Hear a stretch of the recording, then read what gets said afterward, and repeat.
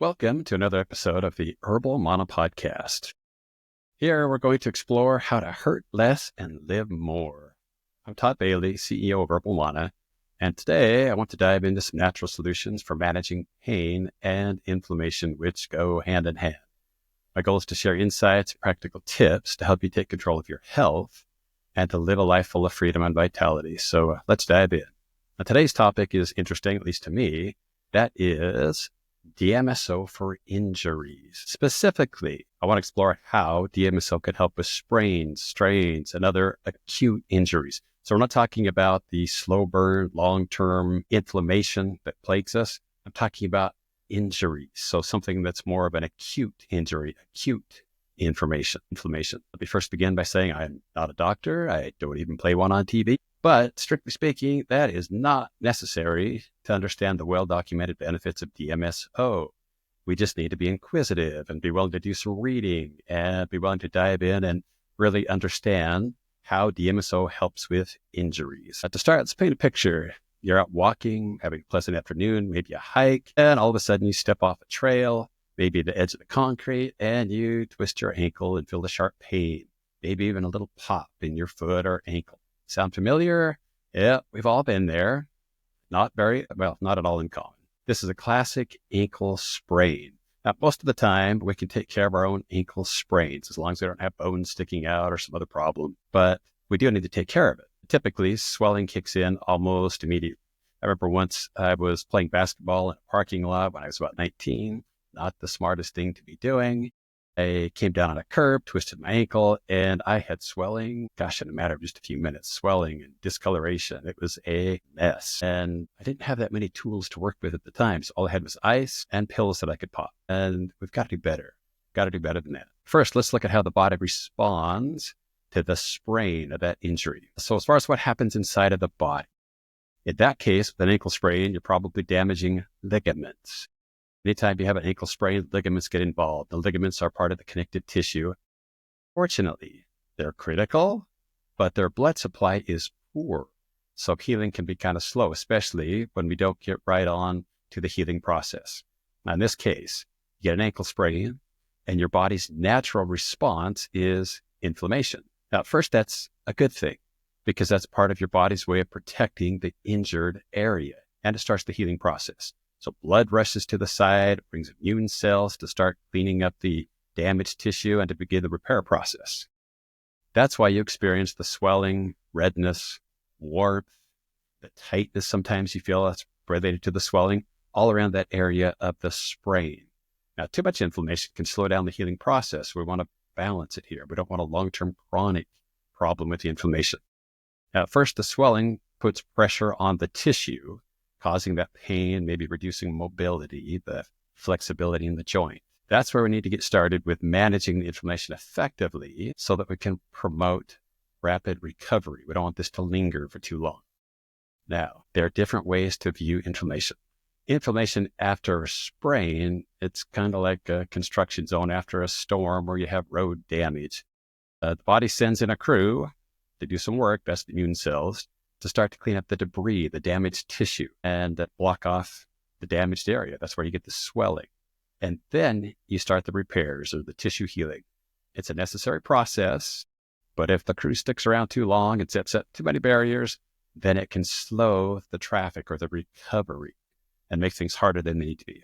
So when you're injured, your body's damaged cells, they get active, and in the process, they'll release some chemicals, including histamines, prostaglandins, bradykinin, and that all triggers that inflammatory cascade. And that's okay at first. We call that acute inflammation when that occurs. It's your body's defense response. It's necessary, it's healthy, it's uncomfortable, it's painful, and it's important to get into the recovery process as quickly as possible. DMSO can be a handy tool, part of your family first aid kit, if you will. A DMSO, which is dimethyl sulfoxide, can be a powerful aid when it comes to handling inflammation. It has anti-inflammatory and analgesic properties. The analgesic meaning we're taking care of some of the pain. When it's applied topically, DMSO penetrates deep into the tissue pretty rapidly, and it helps to reduce the inflammation and the swelling.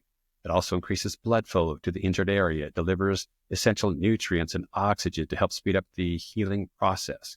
Now, what sets DMSO apart is its unique ability to cross through cell membranes. So it's actually being absorbed through the skin into the underlying tissue. That means it gets to the root of the problem just quickly. It gets there quickly, offering fast relief and supporting your body's natural healing mechanisms. Now, let's break down some of the properties of DMSO that come into play when you get this injury or this acute inflammation. First, DMSO is anti-inflammatory. It will reduce the production of pro-inflammatory molecules, and that helps to minimize the swelling and the pain. Next, it's analgesic, meaning it blocks pain signals and the nerves themselves. That provides some rapid relief. It's also antioxidant. DMSO will actually bond with free radicals. They're the damaged molecules that can cause the prolonged inflammation in that ankle or whatever body part you've injured. Also, this is really pretty cool. DMSO is a vasodilator. That means with the blood vessels, they're opening up. They're dilating, opening up so that you can get more blood flow in.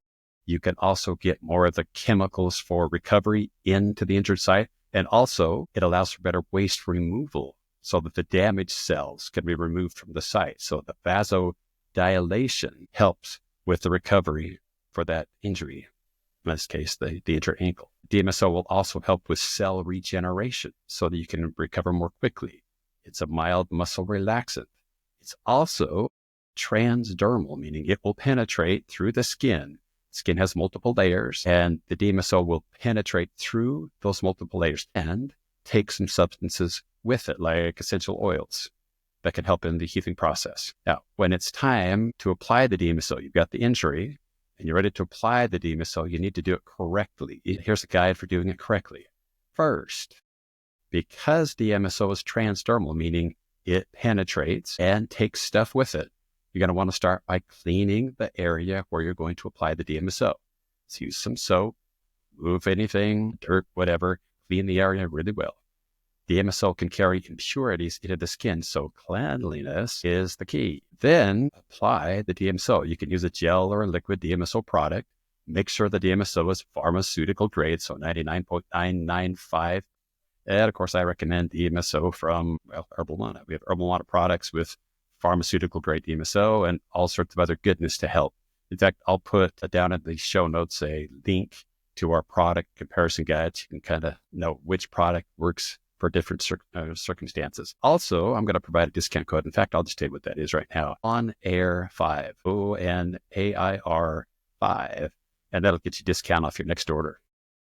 All right, so clean the area. Got to do that because you're going to have some absorption right through the skin. Make sure you don't have any contaminants. If you've been out working in the garden, your hands are grimy, greasy, that's where you get your injury. Clean up first. Got to wash that area really well. Once it's dry, you can apply the DMSO, whether it's a gel or a cream or a liquid. Just be mindful of, you just don't want to put on 100% DMSO.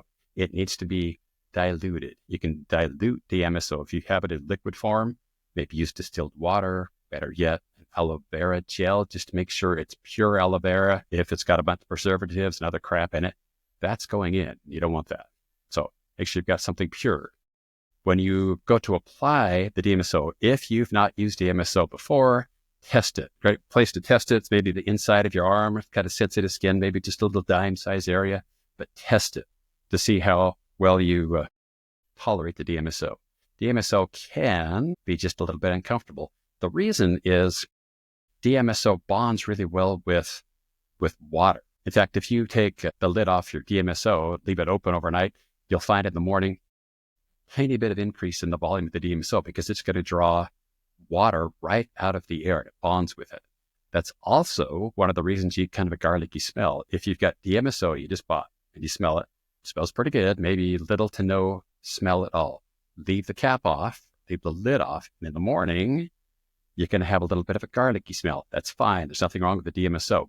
But that garlicky smell, that's because DMSO is binding and reacting to the water molecules. Absolutely fine. No problem with it. But I can tell you, if you take some DMSO liquid, rub it on your skin, it's going to be grabbing onto some of the water molecules in your skin. So you're going to feel like you've got some itchiness, some irritation, maybe some redness, because DMSO, among other things, is grabbing the water molecules and kind of sucking them right out of your skin. That's one of the reasons when I apply DMSO, I'm going to use it in some sort of cream base, but I'm going to be very selective. I'm going to use creams or oils that play really well with DMSO and maybe mellow the absorption just a tiny bit. Okay, when you go to apply the DMSO, if your hands are clean, you can use your hands. If you want to use something else besides your hands, you can use some kind of clean applicator, maybe a cotton pad. Just don't use anything synthetic. Maybe don't go to the garage and grab a nylon paintbrush and dip that in, because DMSO does not play well with synthetics. In fact, some plastics just don't play well at all with it. Now, that's not always the case. Sometimes you'll buy a DMSO and it'll come in a plastic container if it's polypropylene. And then there are a few others that are plastics that work well and don't interact with DMSO. But to be safe, when you're applying it to your skin, don't use anything that's not natural. So you can use a cotton pad or a brush with natural bristles, no plastic gloves, no synthetics. By the way, you can do the same thing if you want to rub DMSO or DMSO gel or cream onto your pet, for instance. You can use the cotton, some sort of natural substance. Also, once you put on the cream or the DMSO, you don't need to rub vigorously to try to drive it in. It's going to get in by itself. Okay, once you get it on the skin, give it a little time to absorb, and it just kind of depends on what you've done to put the DMSO on. If it's DMSO with distilled water or just aloe juice, it's only going to take about 5 minutes to be fully absorbed. If you have maybe some other oils or creams blended with it, it might take 10 or 15 minutes, depending on how much and what you blended it with. And just give it a little time to soak in, make sure it absorbs. Next, when you're dealing with that area where you've had the injury, remember it's good to use ice immediately after the injury, rest that body part, maybe even use a little compression. I'm not talking about right after the injury, but maybe starting the next day. If you have an ankle sprain, you'll notice the ankle swells up and it takes time for that swelling to resolve. You can help it with some gentle compression. This is something I use. This is a little compression sleeve I can put on my ankle. I still use this, even though I don't have a recent ankle injury, but I've had some humdingers and even some surgeries. I've got 4 surgeries on my right foot and ankle, and I still have hardware, several very large titanium screws. So with going to the gym or other activities, I may experience some swelling and I may want some gentle compression. Just don't overdo it. If you're losing feeling in your toes or if they're turning the wrong color, you're overdoing it. So take that easy. You just try to help out with some gentle compression. And then as far as ice right after is good, but just go easy on the ice. Maybe 15 minutes after an injury. Make sure that you're not damaging your skin. So don't grab an ice pack right out of the fridge and put it directly on your skin. Put something in between, like maybe a light kitchen towel or something like that, just a little buffer in between. You can use the ice again a little bit each hour, but try to back off the ice by the next day or so. Just know that the ice helps, but the ice also hinders the healing because it's going to stop any blood flow. You want that blood flow to be getting good stuff in, bad stuff out. As far as DMSO application, you can apply several times a day.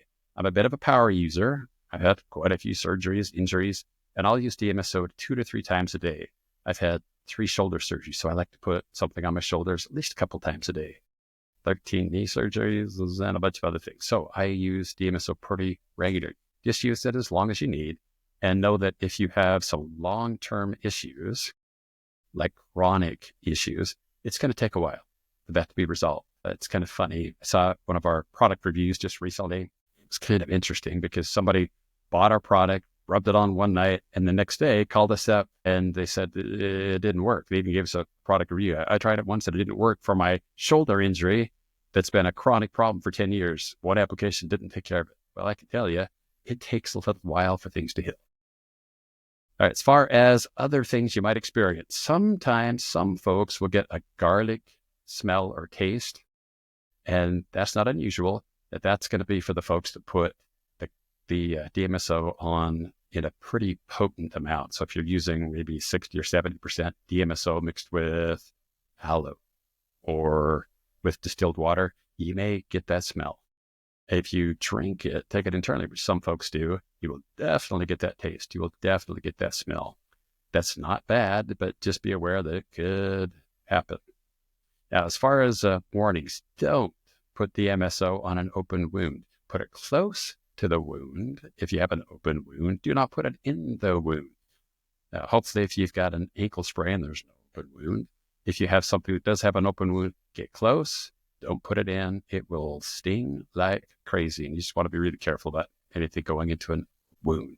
Also, if you suspect you've got something more serious going on, like a fracture, well, don't be like my high school coach. I've had a compound fracture in my femur. I can imagine my coach saying, Bailey, put that bone back in your body and walk it off. Well, let's just use a little bit of common sense. If it's something that serious, get some aid, get to an emergency room, get somebody to take a look at it. DMSO itself is awesome. It will not put the bones back in your body. So make sure you get some good help when it comes to that.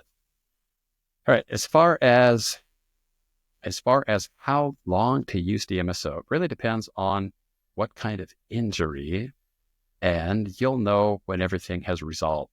If it's an ankle sprain, figure a few weeks at a minimum. If you have a chronic issue, then you might just need to be a chronic user.